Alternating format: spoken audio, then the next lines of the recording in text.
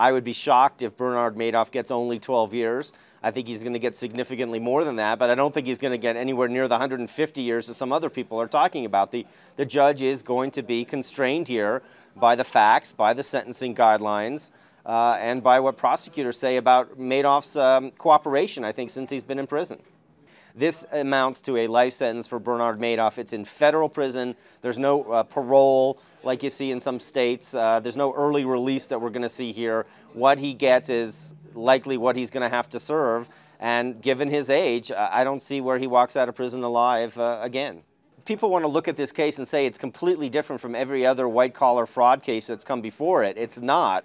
And the judge is bound in some respects to ensure that Madoff gets a sentence that is consistent with what other people have gotten for similar crimes. You can't just go off the board and say 150 years because you're particularly offended by what Madoff did, or that you're listening to the victims when they say that they're particularly offended by what Bernard Madoff did. So the judge is going to be looking at other white-collar cases in the past, some of these CEOs who have committed fraud who are now in jail. Some of them got, prison terms less than 12 years. Some of them got more of them. That's the kind of stuff that the sentencing guidelines establishes as a factor. Now, other factors include his age, whether he's cooperated with prosecutors, whether they're satisfied with the information they're getting. Remember, there's an ongoing investigation here to try to get at this money, perhaps other people who may have been involved.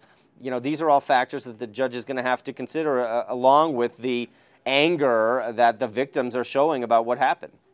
Bernard Madoff has a chance to speak, remember, it's called allocution, and he would have an opportunity to say some stuff that he hasn't before said in front of victims of his crimes.